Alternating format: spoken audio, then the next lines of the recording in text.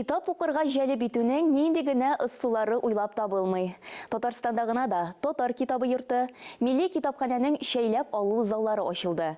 Заман белән бер сулышта булу җәһәтеннән Татарстан китап нәшрияты да әдәби кафе ачып җибәрде. Китап белән кофеның уртак ноктасын хәбәрчебез Мөршидә Җихан өйрәнеп кайтты. Китап кибете белән бер рәттән монда кофе, чәй эчү мөмкинлеге дә бар.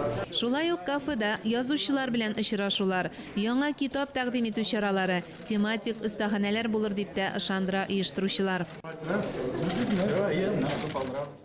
Китаплардан тыш биредә көндәлек газета һәм журналлар уку, сатып алу мөмкинлеге бар. Безнең эшебезнең чыгарган китаплар, журналларны, газетларны күргәзмәсе дип күрәбез.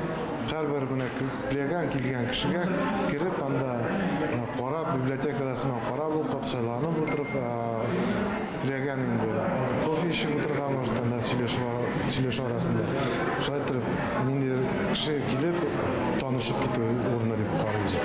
Менә шулай уңайлы шартларда бер кулыңа кофе, икенчесенә китап тотып, яңа электрон чыганак аша әдәбият һәм яңалыклар белән танышырга мөмкин. Булу кирәк иде буның. Мин аны күптән көтәдем. Менә шушы занятие, менә шушы китаплар сатыла торган җирнең икенче өлеше бар аның.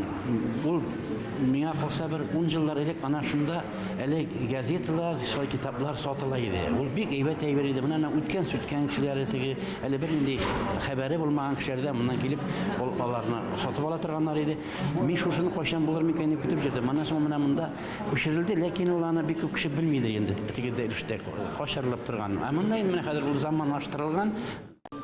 Шунысы да мөһим, әдәби кафе Татарстан китап нәшрияты басмалары белән генә шикләнми. Башка республикалар белән дә хезмәттәшлек киләнгән. Беренче әдәби кафе 1686 елда Парижда ачыла. Татарстан китап нәшриятының әдәби кафесі тарихы әле языла гына башлады. Французларныкы кебек озын гомерле булсын. Мөршидә Җихан, Сергей Павлухин, Татарстан яңалыклары.